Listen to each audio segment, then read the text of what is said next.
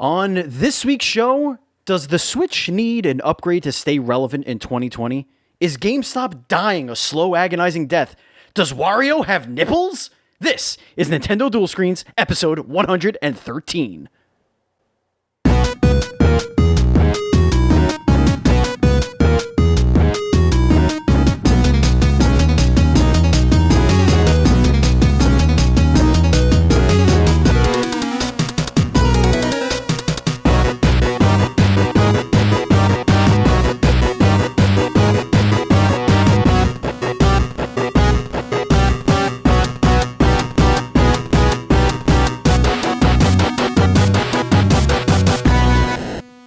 Hello, everybody. Welcome to the Nintendo Dual Screens episode 113 for the week of August 26th, 2019. Sponsored by meltedpins.com, but we'll talk about that later.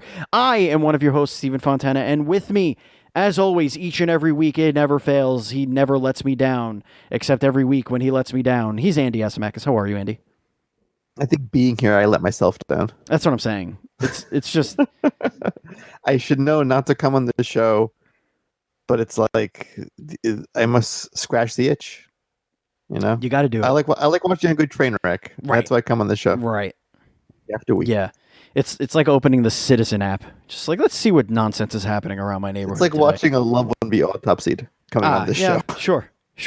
Yeah, right? I think my wife said that somebody was tasered in our neighborhood or like attacked with a taser by a taser gang or something. I don't know. Interesting. Very interesting. You live in a fun place. We do. We have no guest this week because it was a crazy, crazy weekend and week for me. On a personal note, I did go into it on the pre-show, which you can get if you go to patreon.com/NDSpodcast. But we had to put my cat to rest. He passed away this weekend, and I wasn't sure if or when it was going to happen, so we decided not to book a guest this weekend that may or may not have to have been moved around or canceled. So we do appreciate you hanging out with us, and you get the one-on-one, the 1v1. Me, Andy, the OG crew, the OG style, coming at you live, but not really, because it's recorded. But it's me and Andy. It's still live, because you don't cut shit out of the show. We're live. I mean, this could be live and no one know the difference. Right. We're live. Don't stop. Is what we're saying. They're animals. For those that means for next week's show. Right. We'll have some fights for that spot. So right. I'm sure all the indie devs out there are like, whoa, this is my shot. This is it. This is it. For those of you that are new to Nintendo Dual Screens Podcast, this is an interview show where Andy and I bring on an industry guest, except for this week, and talk about Nintendo's past, present, and future, and of course, with a hyper focus on them sweet indies.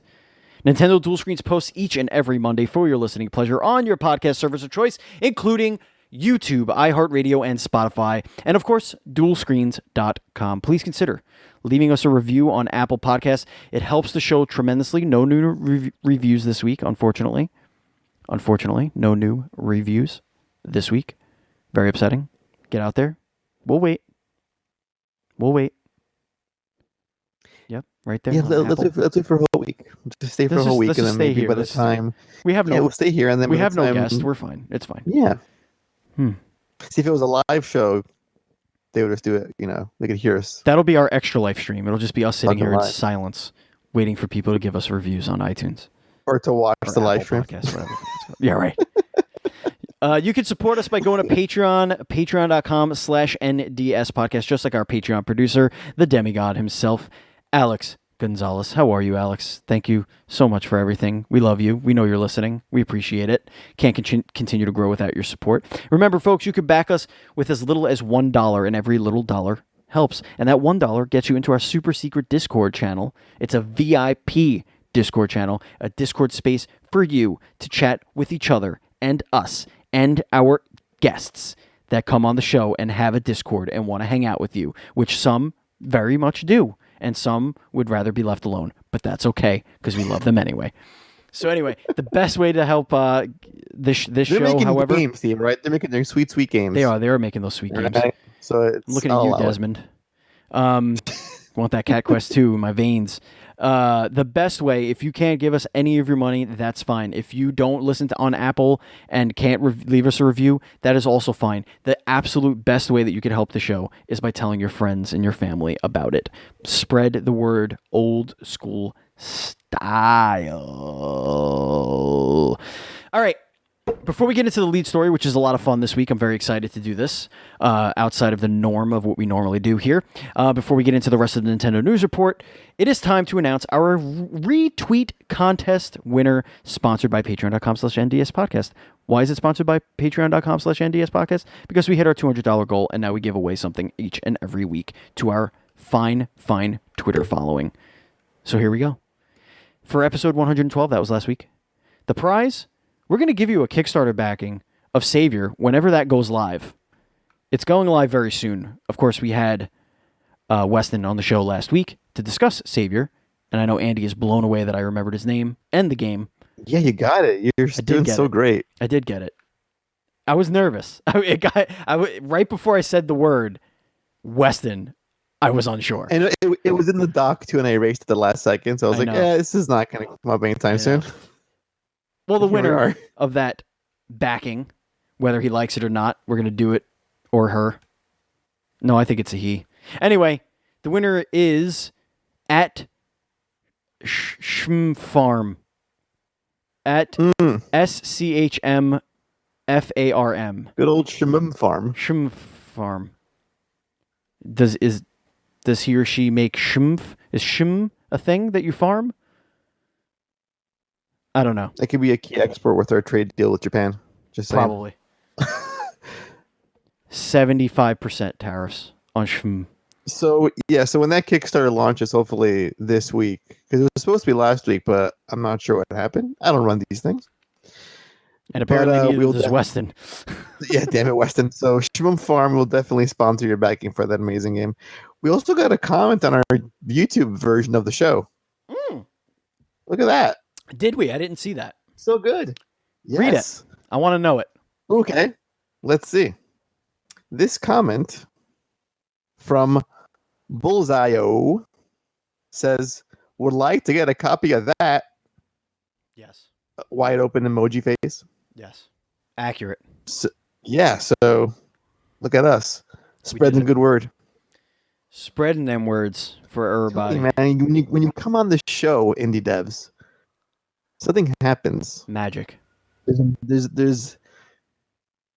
a magical component to it, but I think being on this show just guarantees recognition, magic, success. Yep. And a one-way ticket to hell at some point. Yeah. Well, it's a given. It's a given. Absolutely. All right. It is time for our everybody's favorite segment. It is time for the Nindies of the Week. Let's talk about some Nindies, Andy, and I am going to take the lead this week on this one. Because I have been playing a little game that I don't even know if you could really call it an indie or an indie. Because it's got some big chops behind it. It's indie priced. It's in that indie price range. Correct. But it's the game I've been playing. Yes, and that is Rad. Rad. Do you love or hate the announcer/narrator of the game? It doesn't bother me. After a while, I was like, paused. Yeah. Options. Quitting. At first, I was like, okay, that's funny, I guess. Yeah, the first 500 times. Yeah, but I mean, okay, so for those of you who don't know, Rad is a procedurally generated roguelike action RPG where as you're killing things, your little mutation meter is going up, and then you get some sort of seemingly random mutation that becomes a power that you then use to continue your run through the game. So I'm enjoying it, but at the same time, I feel like this game would have been way better off not being a roguelite. Like, you know what I mean? I'm like with you there. Yeah, I feel like it would have been much better if you just had chapters to go through. Right, and structure to the level design and the maps. I mean, I'm okay with procedurally generated levels. Okay. Like, I think it would be cool if you could leave the levels in the middle of them, come back, or teach it or treat it kind of like Marvel Ultimate Alliance, where there's multiple like little save points where you can kind of, save your currency, whatever. your mutations, and all that other stuff. Not that when you die, Like it's I all get over. it. I get the whole dungeon run thing. It's very like Moonlighter in that sense. You're trying to get to the end of that run. Right. But I just feel like I'm having fun with it, and the fun part of it is getting that meter all the way up and seeing what mutation you get. Yeah, but if you die too soon, it's like it deflates the whole thing. Right. You die too soon, or you die like I got a few chapters in. I think the most I got was 3 mutations deep. They can't get past like 1-3 of the first level. Yeah, 1-3 is about. Yeah, I think that 1-3 was where I stopped. So you're playing it on Steam. I'm playing it on Switch. So I want to talk about. I've only played it in handheld. Mm-hmm. It looks awful. Like legitimately, I feel like.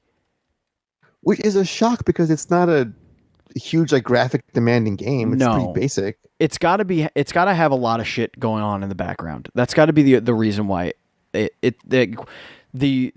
generation or whatever, or the powers, I don't know.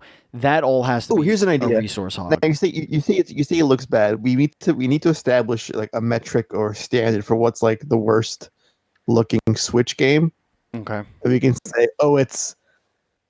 it's worse than this, or it makes this look like, Metal Gear Solid 5. I would say it's on par with how WWE 2K was. Oh boy. When that only iteration came out and people were like, what is this game? Why are we playing a GameCube game on the Switch? So it looks like the colors pop. The effects are great. The frame rate is really steady. I don't have any issues with that. Okay, at least the frame rate's all right. The text is legible, but it looks like everything... The text is legible. It looks like everything has a screen in front of it. Is it like a blurriness or a fogginess going on? It's like a screen door effect. It's like you're looking way too close at a CRT TV. Like it's like scan a lines copy almost. of a copy of a copy. Yes, it's like a VHS bootleg of a movie. It's what we call the multiplicity effect. Yes, you just keep making copies of copies, and you got the. I like the third or fourth. Yeah, you got Steve. What was that clone's name? Did he have a name? Was it Steve? I don't know. He called everybody else Steve. Hey, Steve. Hey, Steve. I like pizza. I got a wallet, Steve. We're gonna go to Dolphin. We're gonna go to the zoo. I'm gonna eat a dolphin. No, you're gonna pet a dolphin. Oh yeah. I love him like when he's shaving his tongue with the razor blade. Yeah. It's like there's no blades in there. It's cute. Puts the pizza in his wallet. Yep. That's what I do. She touched my Pepe, Steve. My Pepe. Yeah. So I'm enjoying it. But it definitely has some concessions made in the visual department. I'm going to at least on Switch. Yeah, at least on Switch. Which is a good segue for our main topic, but we'll get there in a minute. But good to keep in the background and in the back of our thoughts. But it's fun. It's $20, and if you're looking for a nice little roguelite situation. Yeah, the price I'm still caught off guard by it. Why? That it's so cheap. I don't know. It seems like I would have paid $40 for that game. Okay. It's got good production value. Yeah. Oh no, it definitely does. Great animation, some great story's abilities, really cool too. Great voice acting. Yep. I like the art design. Cheaply put together. It's a competent game. It's fun. It's got a nice package. Yeah. Yeah. All right. So what do you got? What's your Nindy of the week? I am playing a game that I may or may not be allowed to talk about. Oh. It's one of those situations. Interesting. Yeah. All right. So whether or not you're. I think I know what game you're talking about, but I don't. Maybe not. Venture your guess. I'm curious. No. I don't know. No. Are you going through your emails like, what did we get asked to get review codes for recently? Yeah, I'm trying to remember. I think it So was. I got a code for a creature in the well Oh no. I wouldn't have on guessed that. Friday. I On wouldn't have guessed Friday, and creature in the well. I think we did cover it at PAX East this year. It's like a top-down isometric game where it's a lot like Hyperlight Drifter meets pinball mechanics. Yep. We have to swipe balls on the screen to like power up devices and get through little rooms. Yeah. Very Zelda-like in that way. Mm-hmm. Massive Um, monsters to fight and stuff. Right. Yeah. Beautiful art direction. Beautiful. Great sound design. It Very won fun our gameplay. NDS podcast seal of approval. It did. It did. It really did. Yeah, it did. And that's out next week. Okay. So save your thoughts and write a nice little review. Yes. Oh, but I can give impressions though, as per the email. And my Interesting. impressions are, fuck yes. Got I it. love it. Got So it. I love it. It's a lot of fun. And I can't wait to have my full review on the website come September 6th. God bless America. It's a beautiful country. Mhm. It really is. All Those right. are your ninjas So of the week. Yes. All right, so that's what we're playing. You might be able to play Creature in the Well sometime soon, but let's find out what is coming out this week on the releases of the week via Nintendo.com/games/coming soon, which is where I get all this crazy information. All right, There's so only we one got game that matters. oh boy, Esport There's one Manager. Yes, that's the one. Move over. Forklift Simulator. So long. What was the other one? It was like you're an architect or Construction Manager. construction manager. Suck my nuts. 2-point hospital. This is the real shit right here. This is the real is Esports manager.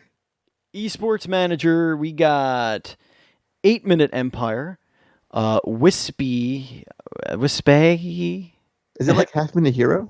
and the Lost. What 8-Minute Empire? Yeah, I don't know. Let me Yeah, get a guess. Deadlings, Hookbots, which is exactly what you think that is. That's a robot hooker simulator. Pantsu Hunter, there it is, ladies and gentlemen. Pantsu Hunter I told is you back. only one game matters this week. Back in the 90s. Back to the It's 90s. Pantsu. Excuse me. Pantsu Hunter. Pantsu Hunter. Air, Memories of Old. Bubsy, Paws on Fire.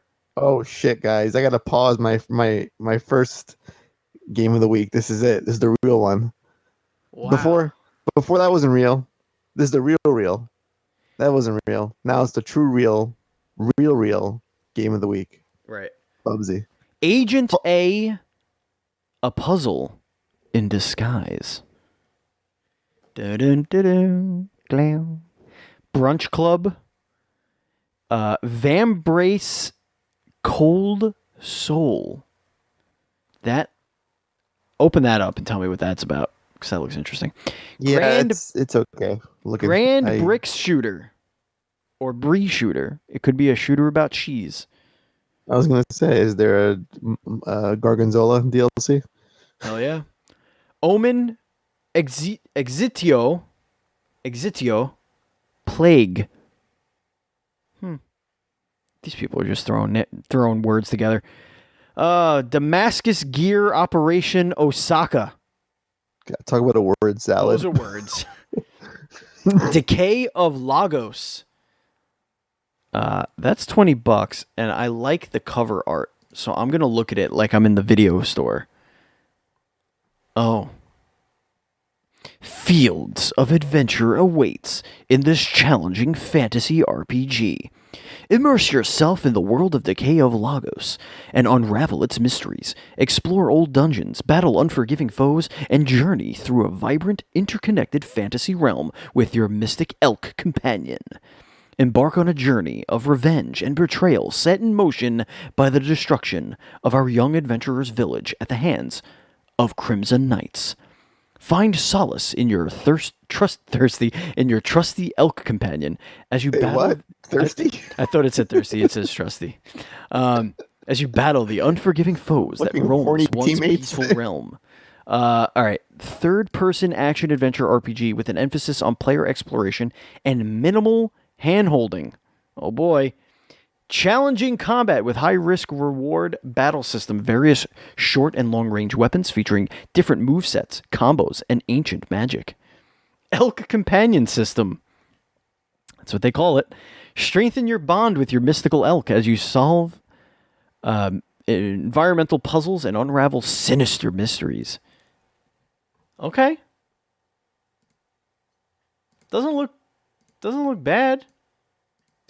Is that all the things? You know me, I like action RPGs. No, that's not it. We still have a few more games here. We have Wilmot's Warehouse. We also have Invasion of Alien X Crisis or Earth in Crisis, sorry. Heave Ho. It's coming out this week. Little Racer, and here's the big hitter. The big hitter. Astral Chain. I have no idea what that is. You know No what idea. You know what Astral Chain is. Don't lie to me. Stop lying. And then Fuse for Nintendo Switch. It's coming out as well. So it's a big week. Lots of releases there. We'll see what happens. Yeah. And just a reminder, if you don't want to buy any of those new games that are coming out this week, there is a massive sale on the eShop right now with a lot of fantastic games you can play right now. Indeed. Bastion, $3. $3 Are you kidding me? for Bastion. Blossom Tales, $8. $8, ladies and gentlemen. I mean, these are great prices What were you thinking? for some great Skipping that? games. All right, that is going to take us into the lead story this week, and it's an interesting thing. So, give you a little backstory here. I am writing something for DualScreens.com. I was just thinking about the way the last 2 gens and now this gen, so 3 gens, have gone from the PlayStation, Xbox standpoint and the Nintendo standpoint. And as we know, Nintendo really doesn't care what the other 2 companies are doing.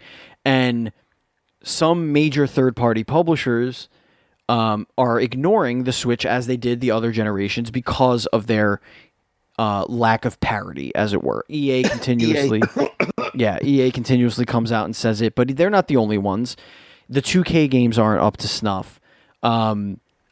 Even the publishers that are trying have fallen short in some way, shape, or form.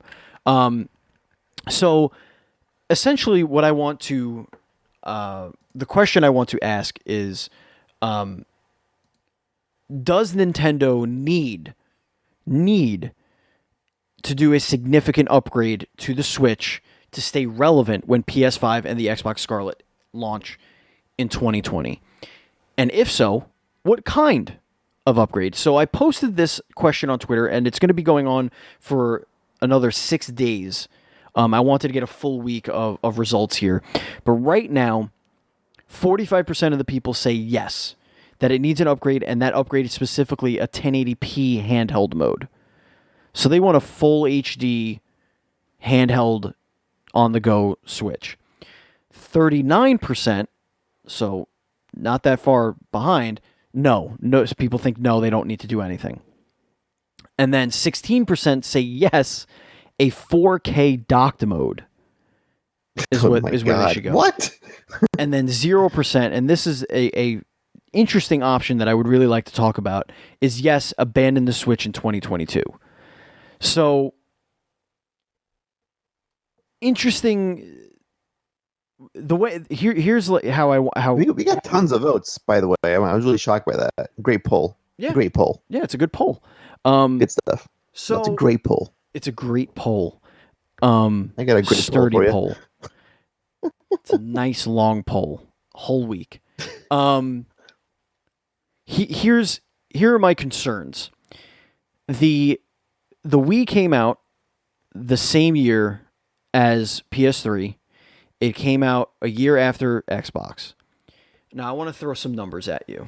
Okay, I'm going to go into my drafts of the article that I'm writing because it has some of this information. Okay, sorry, bear with me here. All right. So the PS3, 360, Wii era, we know that the Wii outsold both of those consoles. The Wii sold 102 million units. The Xbox 360 and the PS3 combined, however, sold 171 million units. If you use that mindset, Andy, to me, that says that more gamers in general want that experience over the Wii. As we know, the Wii's audience was grandma, was your aunt, was a school that wanted something for the kids to do. Libraries had the damn things. It was the system that cracked the mainstream and made people who never played a game a gamer, right? Yeah, more or less. Yeah, again, like a good old granny. Right, exactly. Doing her Wii bowling and stuff. Right. So when you look at those numbers, the way I look at it as the hardcore gamers bought more consoles because that's the experience they really wanted. And I think you could point to what happened with the Wii U as evidence of this. Because the Wii U comes out in 2012, which was a year before the Xbox One and the PS4. So it comes out a year prior. All of its crazy mixed up messaging aside, it was still a less powerful system than the PS4 and 360. It had the screen gimmick, but it has still not. I mean, it's got blown away by every other console, essentially ever. I mean, it's so far down the line. I mean, when the Vita outsells you, right? So, exactly. I'm pretty sure. Like, if you were to launch like the N Gauge today, it'd probably outsell the Wii U. Probably the N Gauge Mini. So. Here's my theory at this point. The hardcore gamer made their decision to back the PS3, the 360, the Xbox One, and the PS4 over both Wii consoles, the Wii and the Wii U. The Switch has come around and has had 2 fantastic years. There's really no surprise that the reason why it has had the success it has is because it's a handheld indie machine. The indies have been crazy supported on that system. It's a place people could buy their Steam games and not have to play at their computer, essentially. That's the way I look at it. People buy Steam games by the dozen, it seems, and just stockpile this big backlog. And that's happening on the Switch. So, do you think, with now yet another generation coming out, because this came out years into the PS4 Xbox One life cycle and is still barely as powerful as PS3 360. It's kind of like a little bit better if you could consider that, and only when docked. In that sense. Mm-hmm. I'm scared for Nintendo because gamers are buying consoles at a higher rate than they ever have ever, and I think gamers are ready to look at Nintendo as the other thing, which Nintendo does want to be. They don't shy away from that. But with yet another generation happening now, where is Nintendo going to fit in all of this? Are they going to do another new iteration of something 3 years from now, like they did with the Wii U and the Switch, where it's just something different? Or do they have to do that? Can they stick with the Switch and just keep upgrading the hardware? What do you think they need to do? Well, in terms of the original question, is if the Switch can stay relevant in its current form going into the next generation as it is, I think yes, it can still stay relevant. Okay. Will Nintendo release some sort of upgraded version of the Switch? I think they will because they like money. I think that they're going to seize on the trend that the PS4 Pro and the Xbox One X, because now it's in the air. We can allow these mid-gen upgrades to happen, and no one's going to cry foul about it. Hmm. So I can foresee Nintendo doing some sort of mid-gen, because now when they launch the Switch, it's like they scrap their old gen with the Wii U and start from scratch again. Like here's our new ninth gen cycle for the Nintendo starts here, so they can foreseeably launch a Switch Pro alongside the PS5 and the Xbox Scarlet. What does that Pro need to be though? Does it have to be like the way I look at it is PS5 and Xbox Scarlet are going to be backwards compatible with Xbox One and PS4 games anyway. So is that the target they should have? Is the target the base PS4, Xbox One, so that those developers that are making those games for both systems can have the Switch as an option? Well, here's the question about that is you mentioned companies like EA who feel like they're not putting the effort in for their Switch ports, like or that wrestling game for that matter, or the 2K games you mentioned earlier. Like, well, we're gonna half-ass it because we don't really give a shit about this audience, and it's not that much of a powerful system anyway. So why are we gonna put all this effort to our ports? Well, they did a chicken and the egg scenario. They were like, Right.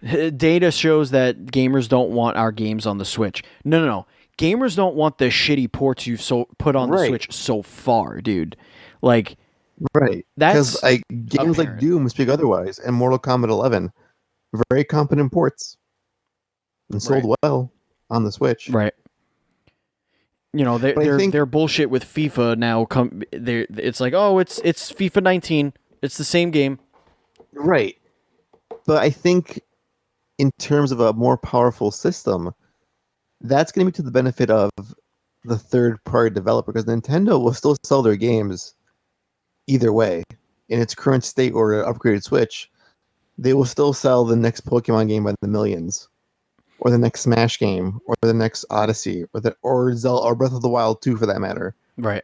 Those aren't going to rely on better hardware to make Well, money. they're also not compared to anything. Right. So the Nintendo will be fine. They can have the Switch as it is, and now the Switch Lite coming out in the month or so, and sell that into 3 years from now. And I think they'll be fine.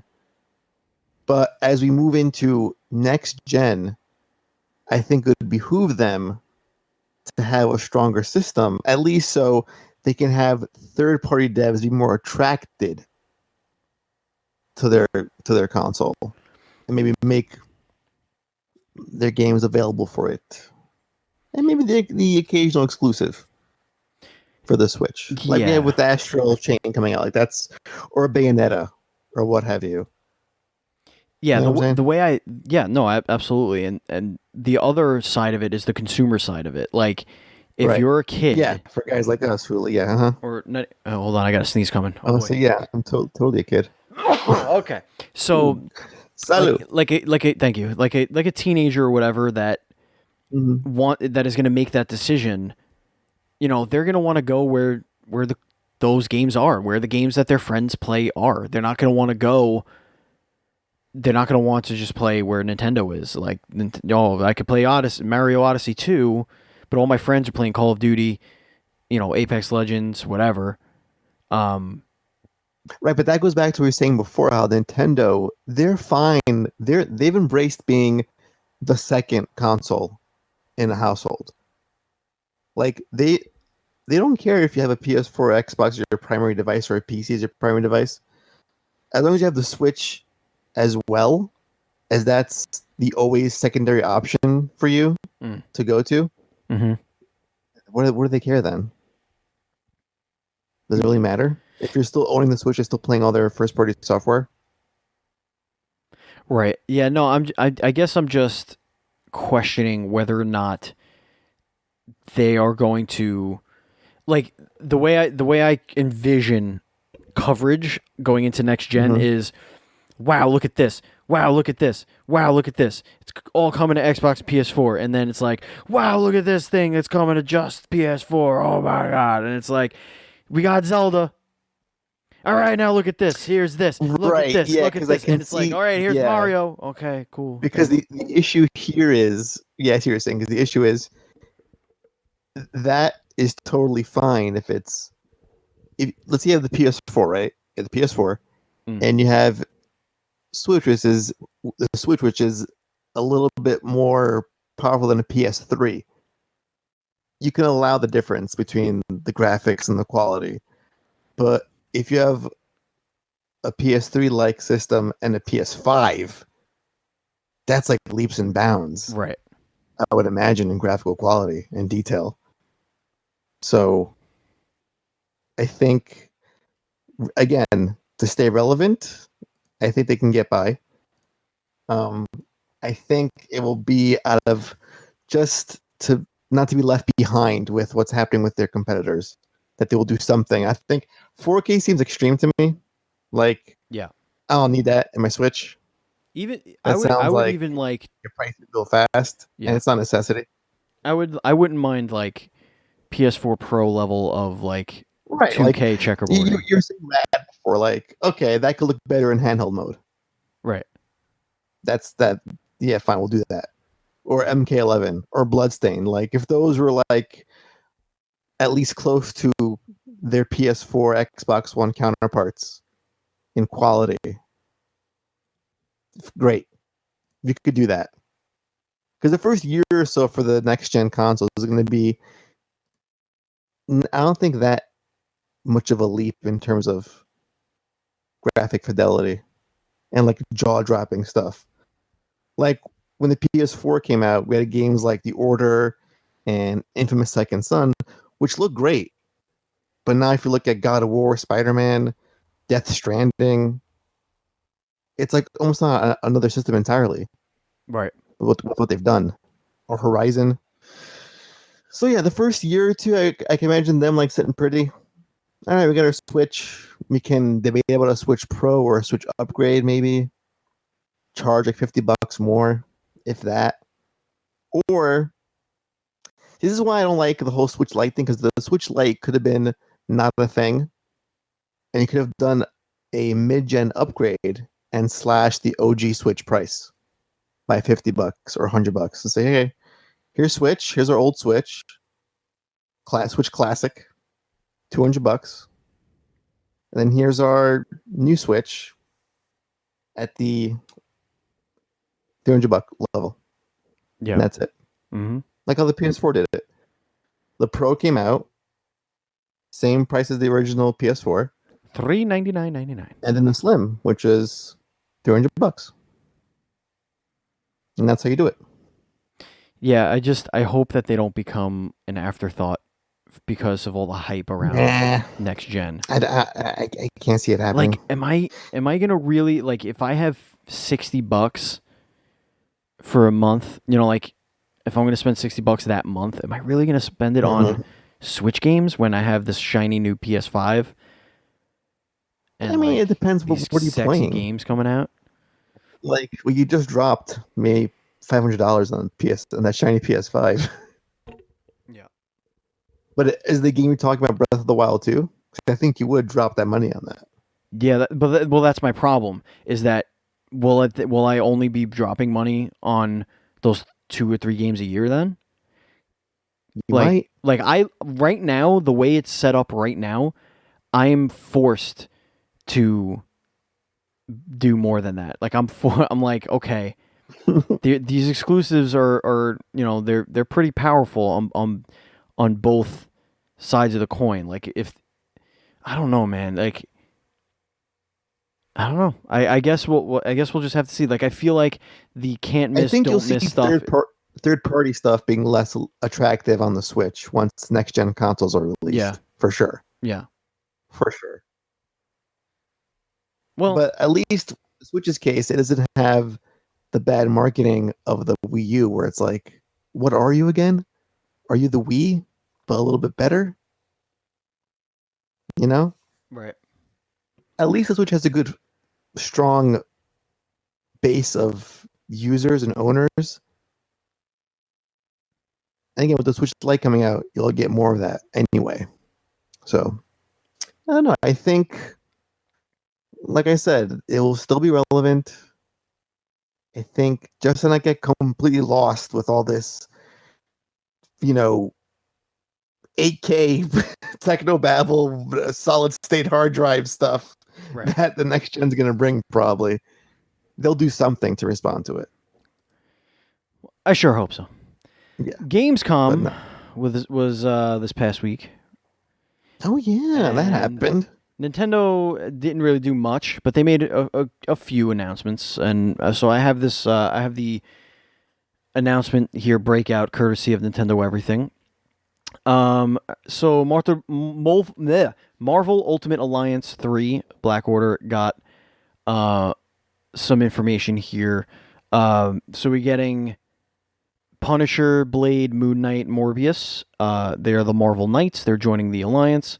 They're included in DLC Pack 1,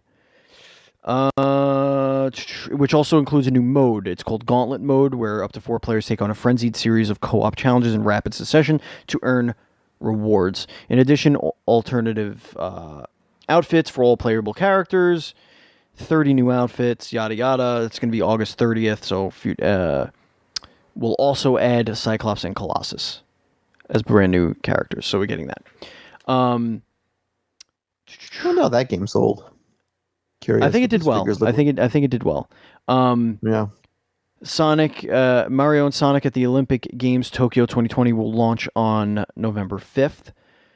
There is a massive 10-hour-long demo of Dragon Quest 11 S, Echoes of the Elusive Age. So if you want to play 10 hours of that game, you can do so by downloading the demo. Astral Chain got some new looks. Link's Awakening got some new looks. The Witcher 3 Wild Hunt got some new looks while they were there. They had the Nintendo. Looks better than their current looks because they look like shit. The Witcher looked fine. I saw some off-screen stuff. It looks fine. It's playable. That's what matters. But yeah, there wasn't really. They showed some more of Pokemon Sword and Shield, more of the Galar region. I mean, it's fine. There's nothing else really crazy. But we did cherry pick some fun little news. The first story isn't necessarily a Nintendo story, but it is one of those gaming stories that everyone's been talking about, and I feel like we could have a few moments to really talk about this. Gamestop went crazy and just started laying off everybody. They lay off over 100 people, including nearly half of Game Informer staff, and most of the people they cut from Game Informer, I don't know if you know this, Andy, they were from the .com side of it.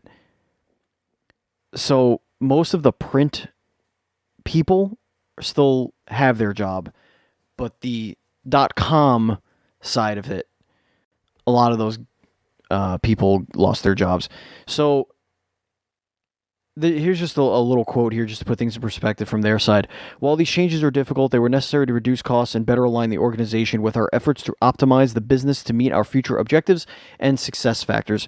We recognize that this is a difficult day for our company and particularly for those associates impacted. Yeah, no shit. That was my line, sorry. We appreciate their dedication and service to GameStop and are committed to supporting them during this time of transition. Right, transition. You fired them. Okay. That's a buzzword for we're on fire. Yeah. And no one can put us out. Right. Don't send help. This story was written by Jason Schreier over at Kotaku. That's where I pulled this from. So, interesting bit of news here, Andy, that came out after this, and I don't have the article in front of me, but after doing this, a analyst somewhere said that GameStop is in a good position now to kind of rebound, and the very next day, their stock started to go back up. Modestly. Oh, that guy from... Isn't the guy from The Big Short? Yes, that's who it was. About? Yes. Yeah. That dude. But I believe he has a stake in the company. I think. I don't know. Right. But it's GameStop's gonna have to. They're gonna have to evolve a little bit, man. They're gonna have No, the to. keyword is transform. Yeah. That's the buzzword to be using. We're going to transform our business for a new age. Right. Uh-huh. Right. Just be better. Like, I mean, listen, their stock price over the last year or so was plummeting. right. So, I mean, the writing was on the wall for them. They've been looking for somebody to buy them for like 2.5 years. Right. Um, I mean, when you say, hey, we're for sale, and no one wants you, that's pretty fucked up. I think they'll be okay eventually. I think they really need to contract. They need to close a ton of stores.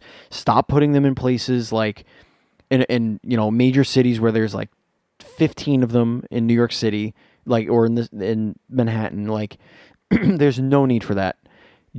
There are places you can get if you can get a game in 10, not even 10, in a 5-minute walk in either direction. A GameStop shouldn't be there. GameStop Do you think should be in like those small towns that don't have a place to buy games. they should drop their whole used games angle altogether? No, I think on the contrary, I think they should go harder into it. And Really? yeah, I think so. Mom and pop shops give way more for the games, for the used games, and make it way more worth it. But the thing you can't do at mom and pop shops typically is find the new game you want.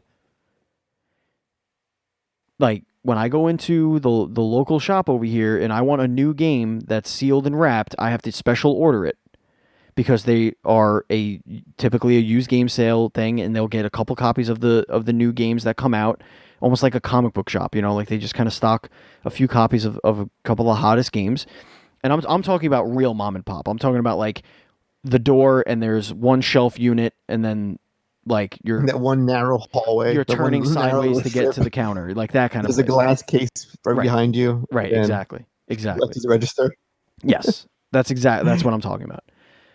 If GameStop would just treat their customers like they have brains and give them something worth a damn for their games, or price their used games way less.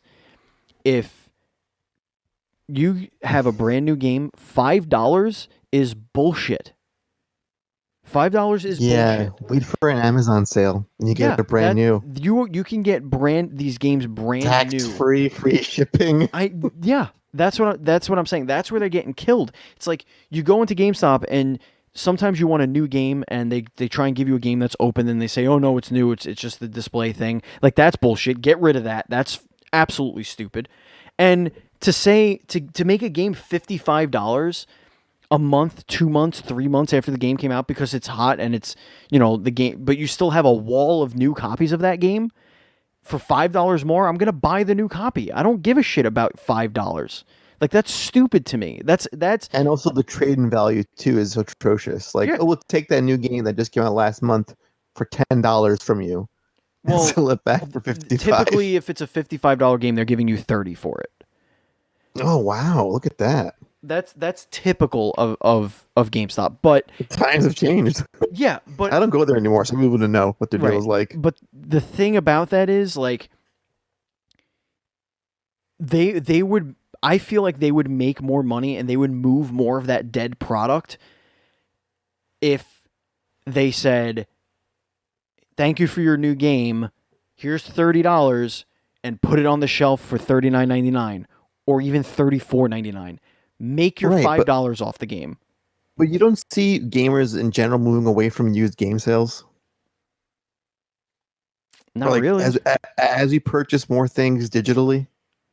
Yeah. Digitally is going to be a problem, but at the same time, there are people that go into like when I go into GameStop in the city during lunch, if I'm just walking around, I'll see people, they look at the sticker, they see the price, and they put the game back. Oh no, I get that, but like the pool of gamers that are buying brand new games as physical media is shrinking.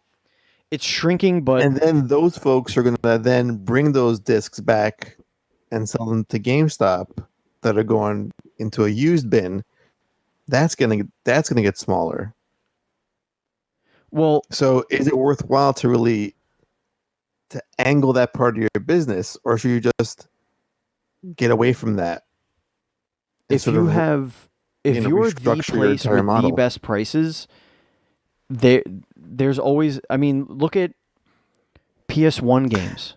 I mean, Now. listen, yes, if I went to a GameStop and I was like, oh, here's a game I didn't play or I missed out on like 3 years ago, it's $4. I'll buy it. Right. But we just went through a list of like great games on the eShop, slashed prices. Yeah, but a lot for of these those don't come games. out physical at all. True, this is true. I think. But like MK11 is off $10. Right. You know?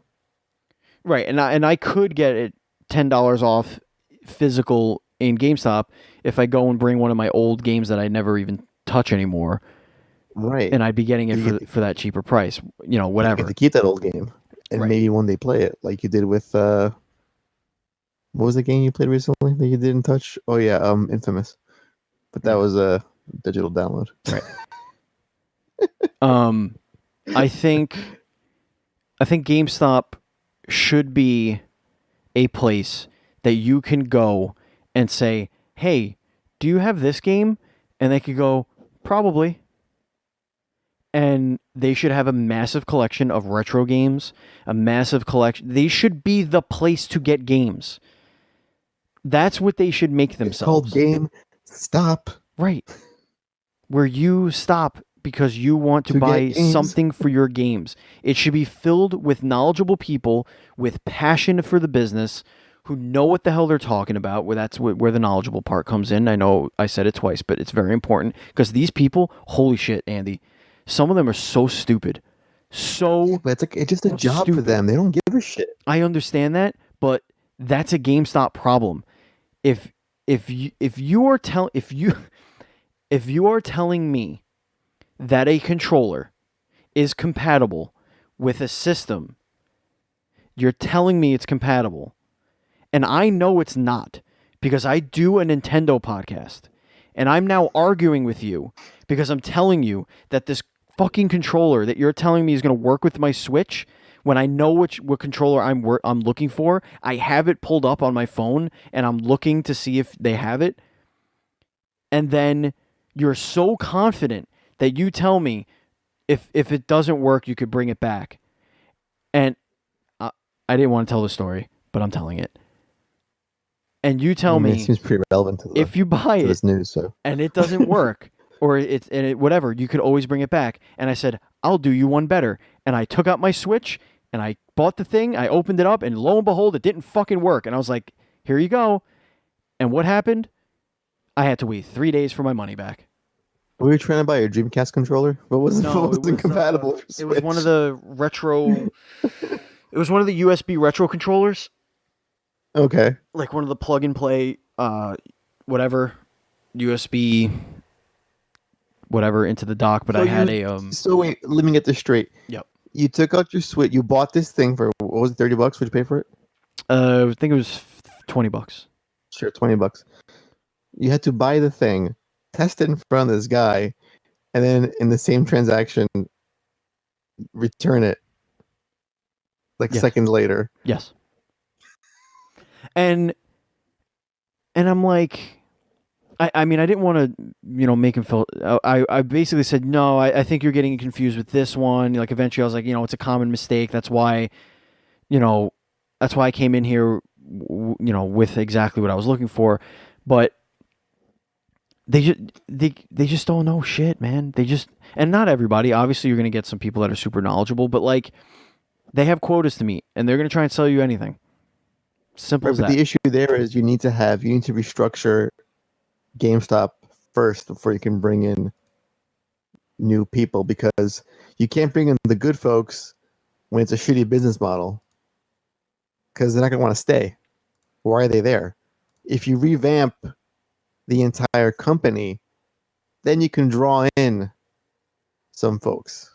Yeah, I just feel like the culture there is part of the problem because it permeates to the customer experience.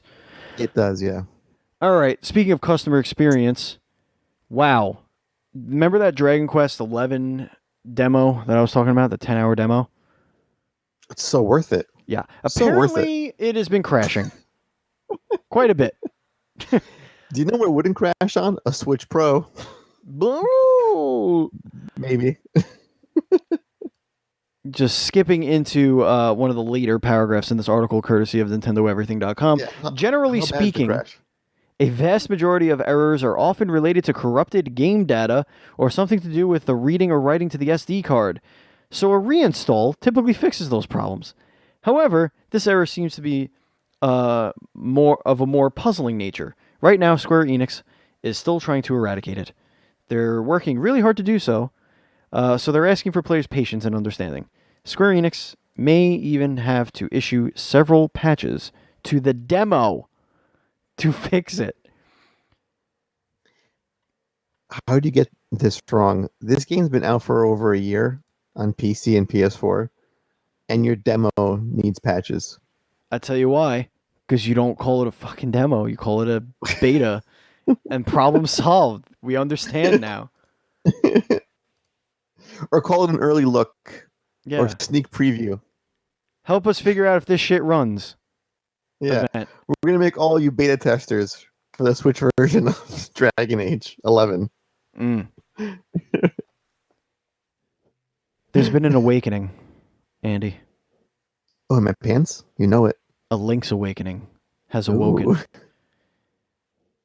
There's a new teaser website for Zelda Link's Awakening that has some new screenshots, a new trailer. You have like a hype zone tone in your voice right now. I can't tell. I mean, it's a thing. People love that Zelda, and it's there. So there's a teaser site. It's live. That means we're getting ever so closer to the video game release next month, right? Is that the September game? Yeah, I think so. Yeah, the more I see it, the more I want it. Yeah. Initially, I was a little skeptical about this game. But again, the more I'm looking at it, it's just getting me in my feels, like my Game Boy days back as a kid when I first played Link's Awakening. And I don't know, you can't really deny Link, given how cute he looks. Those lifeless eyes. I love him. He's got little eyebrows. He can convey emotion. He looks like a Funko Pop. No, you know what he looks like? He looks like Volt Boy. That's what he looks like. Look at that. Look at that Volt Boy. I have a Volt Boy bobblehead. All right, moving on to the last bit of news here before we get into the hype zone. Inti Creates is going to continue to create on Nintendo Switch, Andy. This is exciting news. Did you just come up with that, by the way? Did I just what? Come up with that? Yeah. That was great. It was good. That was really great. It was good. That was really good. Yeah, I liked it. So Nintendo fans do not have to worry about Indie Create slowing down its support for Switch, and this one's coming from NintendoEverything.com, as most of our stories did this week. When asked about the future Switch report from Indie Create's President Takuya Aizu, I'm guessing, told us, quote, "We have every intention of putting pretty much every single one of our titles on the Nintendo Switch. Whether it will be available on other platforms or not is kind of like on a game-by-game basis. But don't expect us to pull our support for the Nintendo Switch anytime soon. I can't emphasize enough the fact that you really don't have to worry about our support for the Nintendo Switch disappearing. You got to remember, Inti Creates is basically a company that built its legacy from the get-go on Nintendo platforms, and we have pretty much all of the staff at Indie Creates loves Nintendo games, loves Nintendo platforms. So when we basically create a new game, the first system we always imagine it on is a Nintendo system. So you can pretty much expect this to keep kind of continuing our trend of creating games on a Nintendo platform, and then, where appropriate and where possible, porting them to other systems from there." Did anyone call into loyalty, or question their loyalty in terms of their games on the Switch? They don't have like these super intense games. No. These are 2D sprite-based games. Sure. I'm not sure why we're being reminded of this. It is very obvious. I just think it's really cute. It is cute. Well, I was like, but the no, second it's like that paragraph meme, is like just adorable. it's like you know everyone, and there's like nothing, and he creates is like, hey guys, don't worry, our game's coming to the Switch. Yeah, we know. No one asked. Yeah. No one asked this question. Nobody, absolutely nobody. Inti creates. Hey guys, what's up? We're totally Yeah, gonna keep yeah, that's what I'm doing things saying. on Like, Switch. great, Excellent so news. good, so exciting news. I like Inti creates. Oh yeah, I mean, listen, as a Sprite lover, I love all their content. I love the Gunvolt series. Gunvolt, Um, yeah. I kind of like Dragon Mark for Death. It wasn't great. It had its issues, but it's still a great game. Mm. But no, No, yeah, you heard it here first, folks. He said no. no. All right, Andy. It's time to get into the hype zone. We're in the final stretch of this Sweet episode. dirty tits. That's what I've been waiting for the whole episode. Take it away, Andy. Get us into the hype zone. Get us all hype. Get us all hot and bothered. Oh my god. This is why we do this show. In case y'all are wondering. Yep. Why this show exists.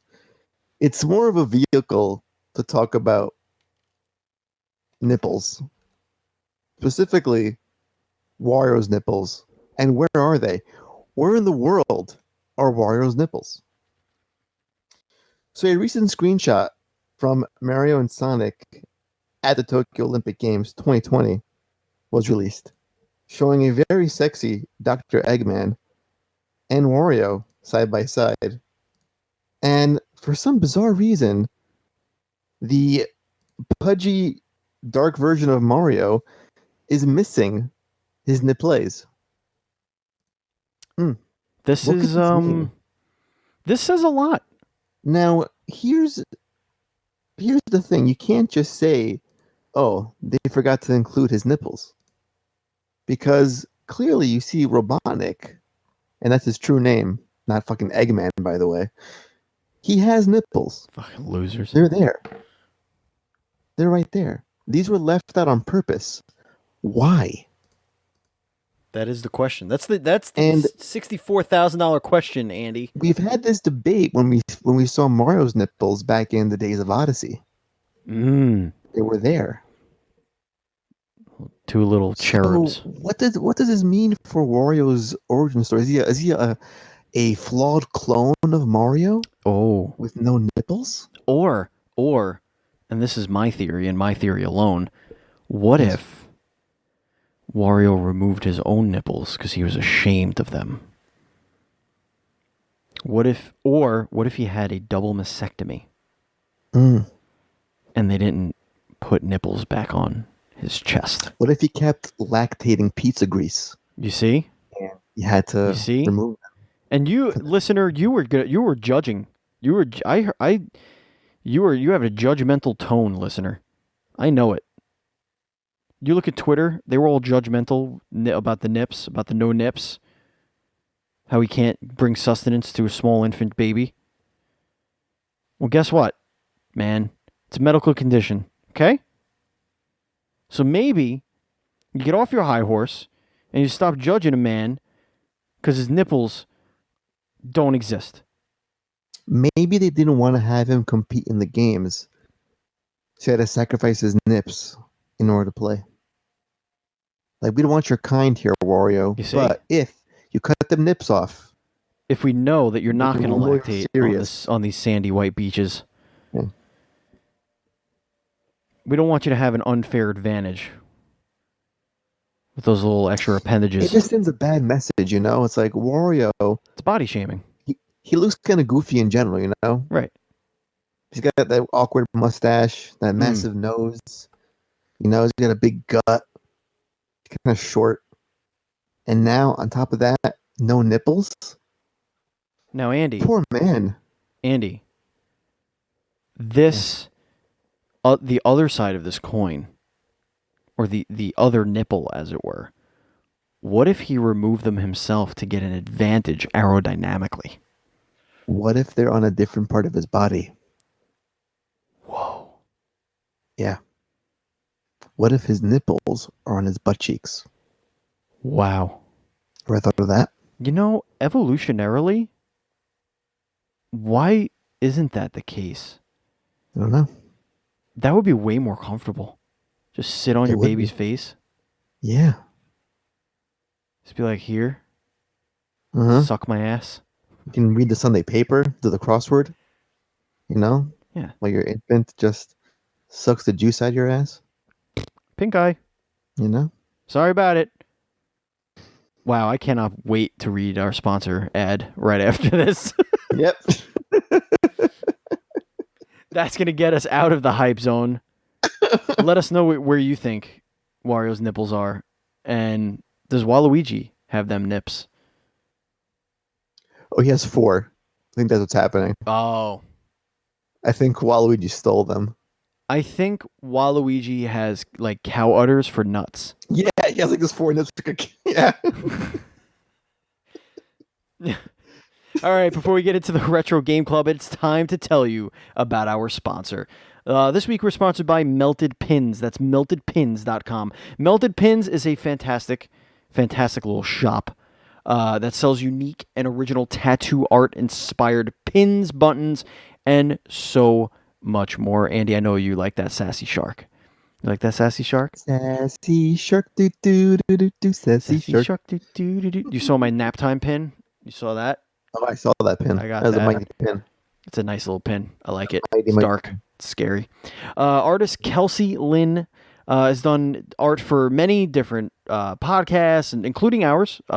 Full disclosure, that's how I met Kelsey through Kind of Funny, and I found that she's an artist, and we commissioned her to do a couple of things for us, and just love her style. She started this store, and we kind of just blossomed into a nice little relationship here, and we want to give you some savings here. So you could buy your own pin by going to meltedpins.com and using the checkout code NDSmelted. That's NDS melted or ND smelted. And that'll get you 10% off your purchase. Do it. Go there now. Check out these awesome pins and prints. The Sassy Shark, get one. Hang it up on your wall. It's really cool. It's really, really neat.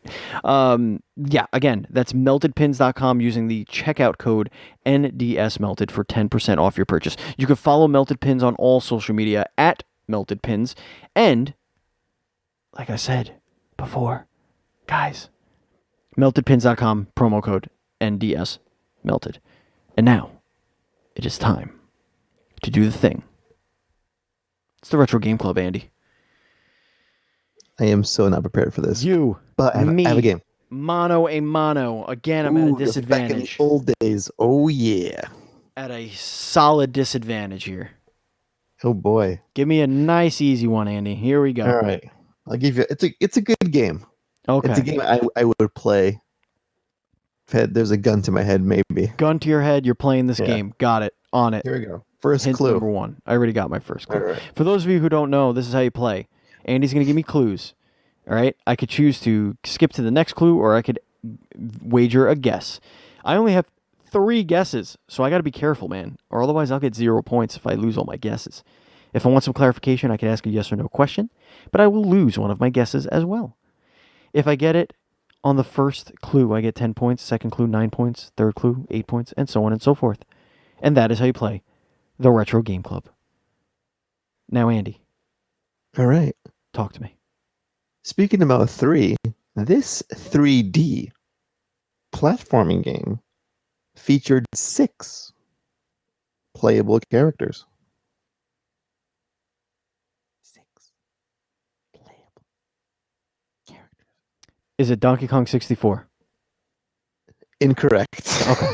All right. Well, listen, I had to go for it because that would have put me in the lead, I think. I don't know. I don't know if you tried to change your score. Actually, I don't think you did. I think you have 33 points. I really think what's going to happen is if any one of us has a first clue guess, we end the season. We end the whole thing. We have to. Okay. You can't come back from that. You really can't. How does one come back from death, you know? I feel like it's like a half-court shot. Getting on the first try. Right. Yeah, there's no coming back from that. You're the champion, you're the best. That's how it works. All right, hit me with the next clue. Okay. Hit you with the next clue. This game featured both single player and multiplayer modes. Donkey Kong 64 still fits. um.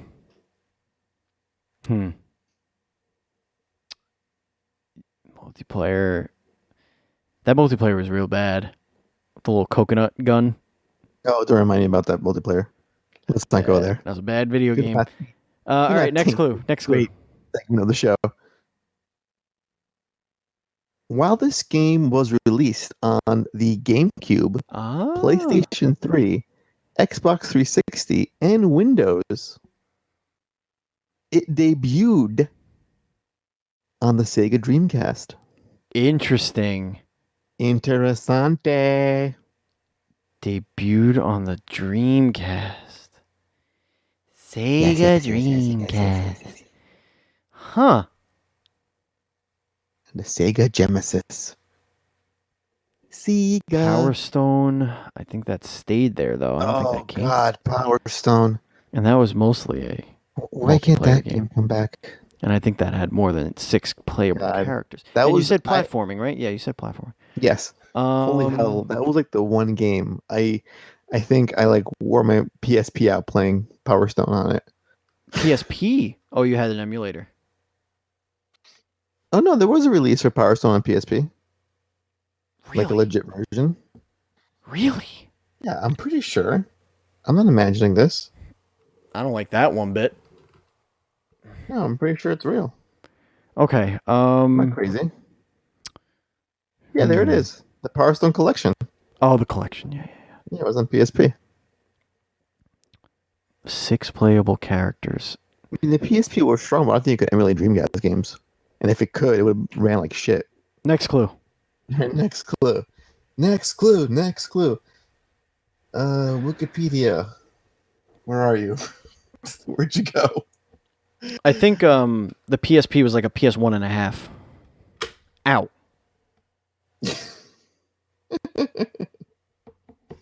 All right. This might give it away. The main campaign was split into 2. Hero. Okay. The main campaign. There were 2 main campaigns. Yeah.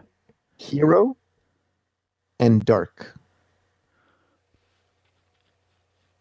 Hero and Dark.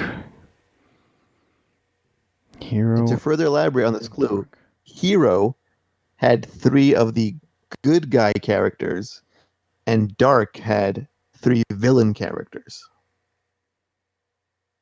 So you'd play as 3 good guys and 3 bad guys, making a total of 6 playable characters.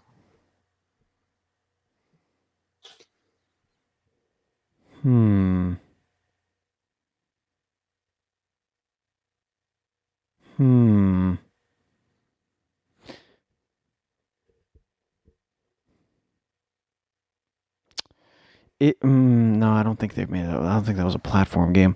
You're giving these are good clues. I feel like I should get this with these clues. Holy shit! I think a car just exploded behind me. It exploded. Jesus Christ! Yeah. You pull up Citizen. Exploded behind you. He says.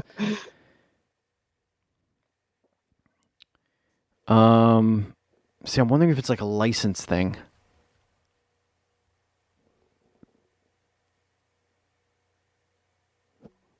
Or Sonic.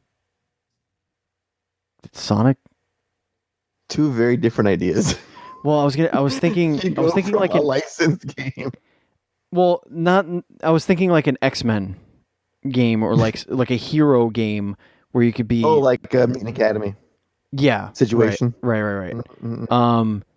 But Sonic, if it was GameCube, Dreamcast didn't last very long. Past 2000, 2001. So it's possible that it could have been one of the like Sonic Heroes games. But I don't know if they debuted. I don't know if they were a Dreamcast game. And that would be Sonic, Knuckles, Tails, I guess? Or is Knuckles considered a bad guy? I don't even know. I don't know my Sonic lore.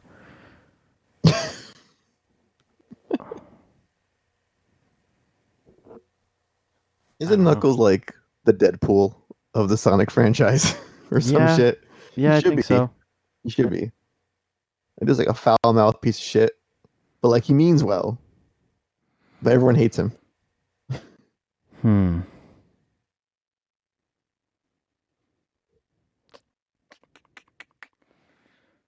Yeah, I don't know. I think Heroes was later though. I don't really know Sonic that well. All right, next clue. Okay. This is a sequel in a long-standing franchise which first originated on the Sega Dreamcast. I'm sorry, the Sega Genesis. The Genesis. Sega. Could it be Sega? What was that other one? Oh, I mean, Sonic Adventure, maybe. Hmm.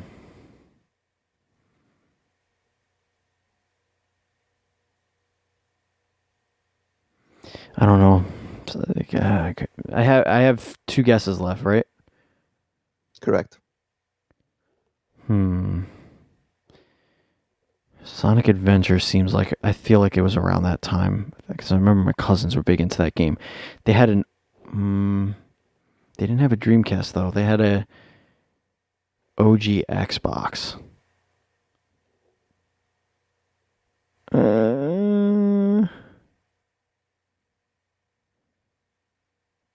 Whatever. Is it Sonic Adventure?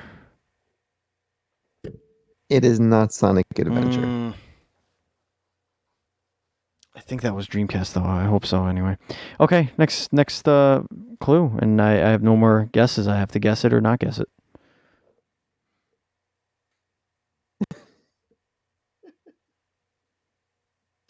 I could say what my previous clue was again, just to give you some insight.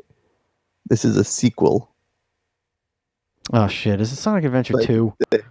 This is a sequel to Sonic Adventure. No, you see. Okay, no. When you said that, I thought you meant a sequel. I said it was a sequel. I know, but I thought you meant like a sequel in the franchise. I didn't know that like it was a sequel to a specific... literal part 2 of something. Yeah, I wasn't thinking in that lines. Like to me, Sonic Adventure is a sequel to like Sonic the Hedgehog 3, kind of. So wait, is your next guess gonna be Sonic Adventure 2? Oh fuck. Yes, that's my next guess. Final guess. Well, that's also wrong. God because damn it. the full name is Sonic Adventure 2 Battle. Oh, stop on the GameCube. Oh, stop it. But I am gonna give you the points though. Wow, that was close. I don't think I've ever played that game. It was okay. I think the GameCube version had better. Who are the bad characters? Shadow? Fucking Shadow. Let's scroll up. It was Shadow, Robotnik, and Rouge or Rogue the Bat. The Bat. I remember Rogue. the Bat. No, I don't remember ever playing as Robotnik. Weird. I mean, that's an interesting pick considering it's definitely not known for its GameCube version, but whatever. What'd I get on that? Did I get 6? You did not get 6 points. 10, I gave you more than 4 clues. 10, 9, 8, 7. Well, that would be 5 clues. Give yourself 5 points. How about that? I think I got 6 points, but I'm going to allow it. I'm going to allow it because I've never gotten 5 points. You've got more than 5 points before. You've got Barely. Like 8. Barely. Andy. But you've gotten it. Yeah. I mean, for your strings of 2s and 1s, yeah, sure, 5 does seem high. Yeah, my 2s and 1s are real solid this year. Getting a lot of those. Got 2 goose eggs this year. 2 of those. Love it. So yeah, folks, play Sonic Adventure 2 Battle and let me know. Or play a better game. Put some Power Stone instead. Power Stone. That's what I would do. Bring that shit back. Thank you so much for listening, folks. Remember, this is Nintendo Dual Screens Podcast, and we are part of the Proven Gamer Podcast Network, which includes Trophy Horrors, a PlayStation podcast, Gamestop, a general games discussion podcast, and PG Spoilers, which is your spoiler podcast made by you. If you listen to proven gamer stuff. You want to record your own podcast, you could do so. You could send it over there, and they will post it as a PG spoiler. So there you go. That's a cool little thing that they do. If you want to follow us on social media, you could do so. We are at NDS Podcast on Twitter and Instagram. I am at BatChild27. Andy is at PantsGuy. You could join our Facebook group at facebook.com/groups/NDS Podcast. Lots of new members recently. Welcome. You could watch me stream. I'm going to get back to it this week, I promise. I had a lot of craziness going on with this past week and a half with the kitty being sick and all that stuff. So appreciate your patience with that, but I'll be back at that, and that's twitch.tv/dual screen streams. Twitch.tv/dual screens streams. Somebody told me, Andy, that I should say dual with an English accent so that it's more blatantly To further enunciate duel. Duel. Like if I said, "What's up, everybody? Welcome to Nintendo Duel Screens." Duel. Is it, why? The French? I think challenge you to a duel. so people know what they're typing. I don't know. Special thanks to our contributors, Zazu Pits of Sourdough Productions, for our theme song, 16-Bit Attack. Thank you, Matt Murray of Gamestop Podcast, and contributing editor who disappeared on us and hasn't written anything in months. But yeah, we still love you. Thank you for everything. Twitch overlays, all that fun stuff. Dan Colonna of Dinosaur Machines Podcast and Hit Buttons Gaming, and twitch.tv/DanoMac. Good friend of mine. He made our OG Nintendo Dual Screens logo, so thank you so much. And Andrew Douglas at Angie Moto. Andrew, you're the best. We love our little cartoon art. You're just so lovely. Go follow him. Give him some love. Remember, folks, if you want to listen to our pre and post show shenanigans, you could do so by supporting us at the appropriate tier on patreon.com/NDS podcast. Next week, we may have somebody. We may have multiple bodies. Andy, why don't you tell us about next week? Multiple bodies. Tell us. What do you got? What do you want to tell the kids before we go? Well, first off, if you like this video, please remember to like, comment, and subscribe. Click on my face for last week's show.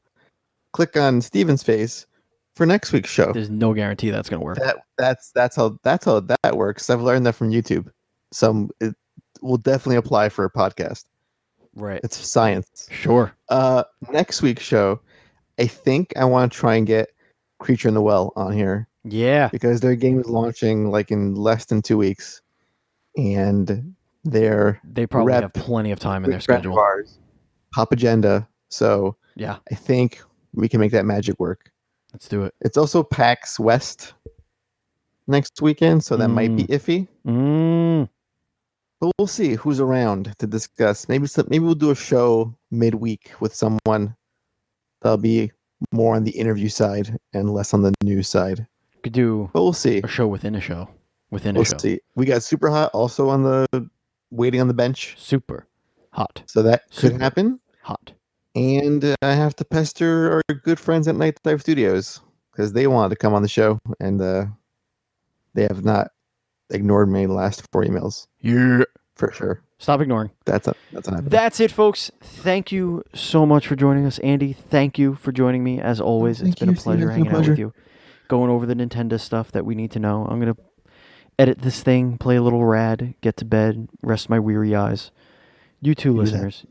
If you're driving right now, pull over to the side. Take a quick nap. Take a quick snooze. That's it.